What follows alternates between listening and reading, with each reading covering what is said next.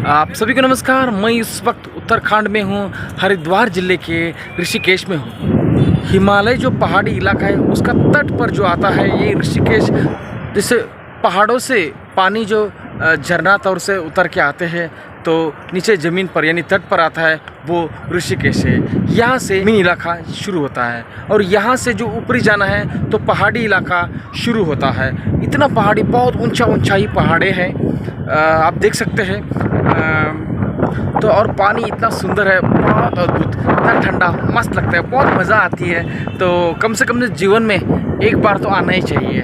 तो आए हैं, पर हम तो कुछ भी नहीं, कई लोग इतना बार आता है कि आप पूछिए। मैं दिल्ली रहते हैं, यहाँ से नज़दीक में, तो छुट्टी रहती है, आते ही रहते हैं, उन लोगों की बात अलग है। हम तो बहुत लंबे से आते हैं, जो भी लंबे से आते हैं, तो कोई भला कितना भी लंबा क्यों ना हो, जीवन काल में एक बार तो यहाँ आना ज़रूरी है।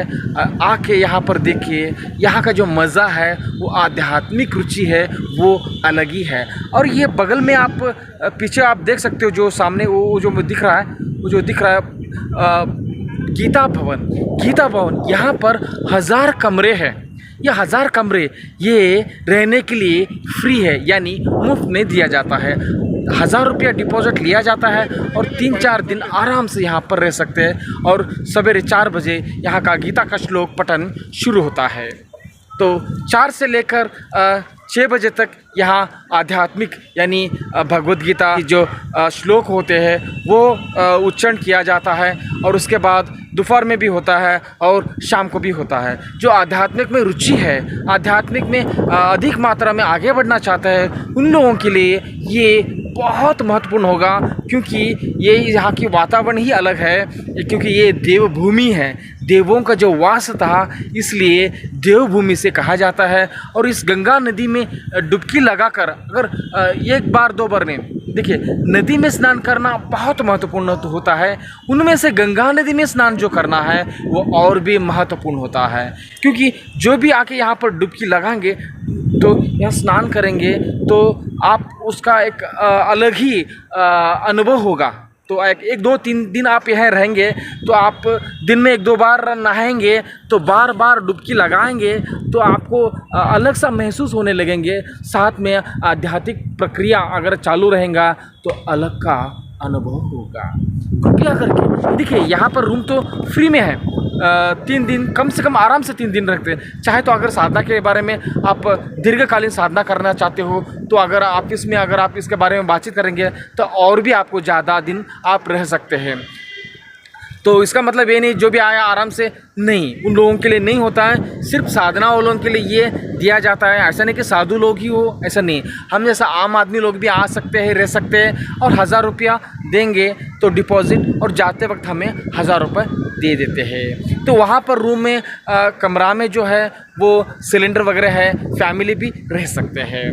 तो परमार्थ जो निकेतन है, तो लगता है मुझे दोनों सभी, ये गीता भवन परमार्थ दोनों एक ही होगा, क्योंकि कंस्ट्रक्शन जो है सब अंदर से मैंने गौर से देखा है वो एक ही लग रहा है। और पूछा भी, और एक व्यक्ति ने बताया दोनों एक ही है, ऐसा बता। नाम तो अलग सा है, परमार्थ निकेतन है और गीता भवन है।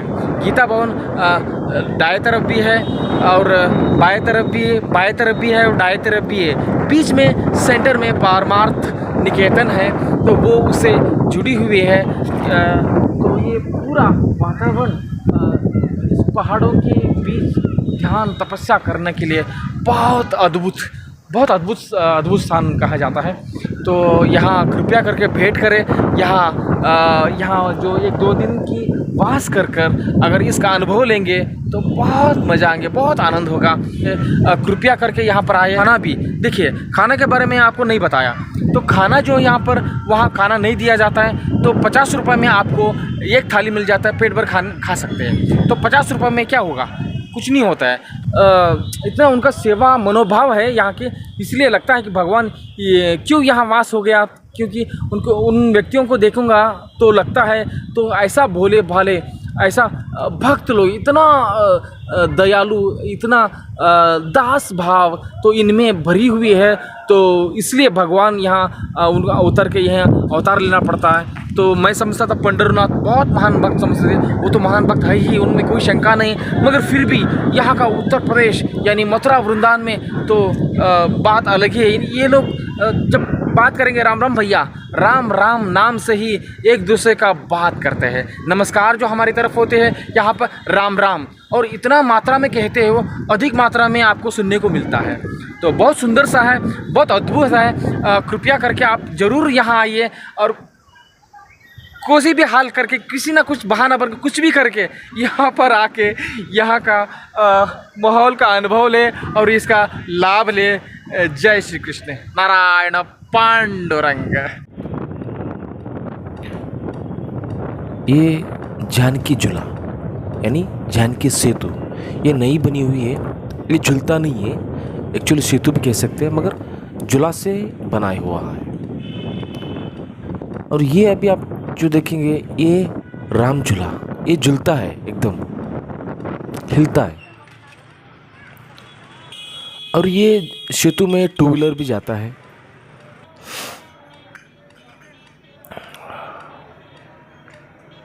ये शिवानंद घाट है, शिवानंद आश्रम है बगल में, इसलिए शिवानंद घाट कहते हैं। और ये सारे शॉपिंग मॉल में यहाँ पर आपको एकमुखी, रुद्राक्षी सब मिल जाएंगे आपको। ये राम झूला है, आप देख सकते हो। इसमें टू व्हीलर भी यहाँ से वहाँ जाते हैं, यानी इतना स्ट्रॉन्ग, इतना स्ट्रेंथ बनाया हुआ है उसको। वाह, नाइस।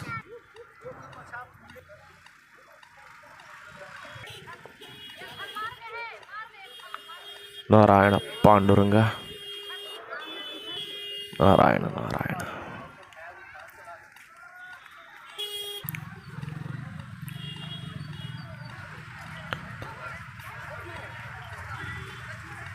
झूलते हुए अनुभव में आएंगे आपको, यहाँ वहाँ झूलता हिलता है चला।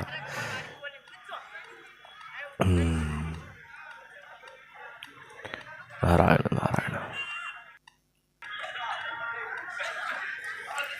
हरि ओम नमो नारायण। राम जी, हनुमान जी और शिव भगवान। ये जानकी झूला, ये एकदम फिट है, बनी हुई है झूला जैसे, झूला ही है, मगर ये सेतु जैसे बना दिया है, एकदम टाइट है, हिलता नहीं, झूलता नहीं। नया है, बहुत सुंदर से बनी है।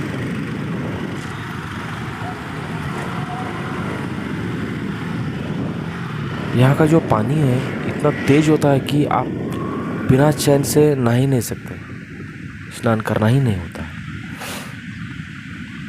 वैसे में जो जिसको तैरना नहीं आते, कृपया करके चैन कभी किसी हालत में एक पल के लिए भी न छोड़े, क्योंकि एक बार अगर आपने चैन छोड़ दिया यानी आप समझ लीजिए छूट गया। बहुत खतरा होता है, जितना सुंदर होता है ना वो उतना ही खतरा भी हो सकता है।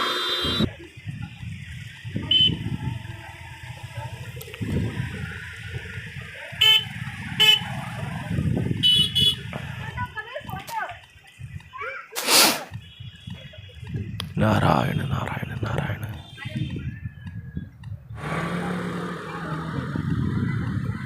पूरी पहाड़ी इलाका, ये जो उत्तराखंड जो है पूरी पहाड़ी इलाका है।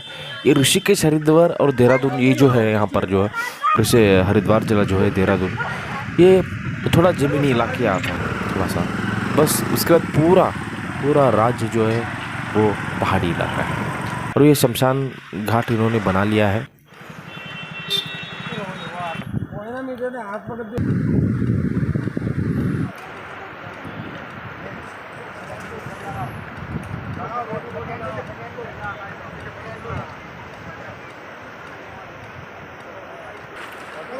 ये जो जूम किया है ना, वो गीता भवन है।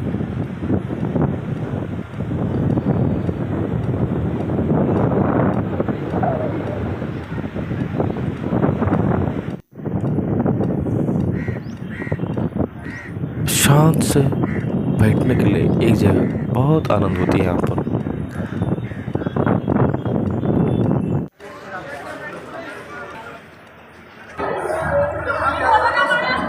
मैंने इतना प्रयास किया कि जितना जितना एंगल से अलग अलग जगह से दूर से लेने के प्रयास किया, क्योंकि इसका अनुभव में अगर मेरा मकसद यही है, जो भी जो नहीं जा पाता है तो उन लोगों के लिए कम से कम तो वहाँ का अनुभव हो। और ये परमार्थ निकेतन है, यानी गीता भवन ही है।